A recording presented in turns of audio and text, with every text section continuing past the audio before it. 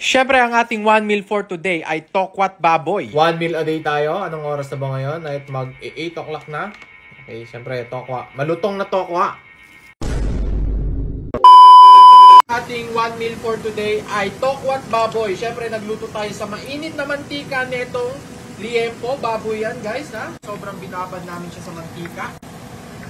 And syempre, para makompleto ang tokwat baboy, meron kami dito mga tokwa. Okay ba ang tokwa? Okay yan kasi may protein yan at low carbs tsaka low calories yan. Okay? So ayan, papakita ko sa inyo ang aking meal for today. So ito na ang niluluto na namin. Binabad din sa mantika ang tokwa. Kung makikita nyo, sobrang solid yan, guys, ha? Sarap!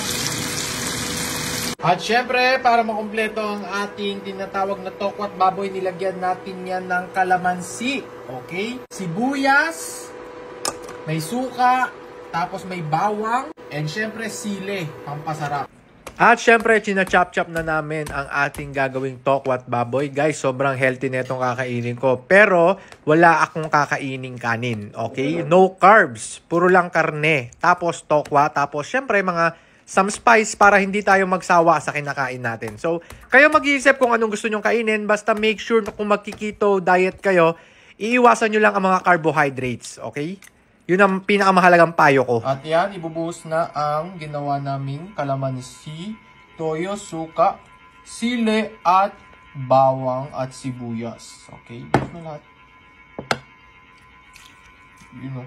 Then, halo-halo siya para maging tokwat baboy. Grabe, sarap. So, tara, kain na. At syempre, eto na ang ating ginawang pagkain, tokwat baboy. Syempre, 1 meal a day tayo. Anong oras na ba ngayon? Ay mag 8 o'clock na. Okay, syempre, tokwa. Malutong na tokwa. Hop. Baka magtaka kayo, sabihin nyo, baka ma-high blood ako dito kasi puro taba, puro baboy.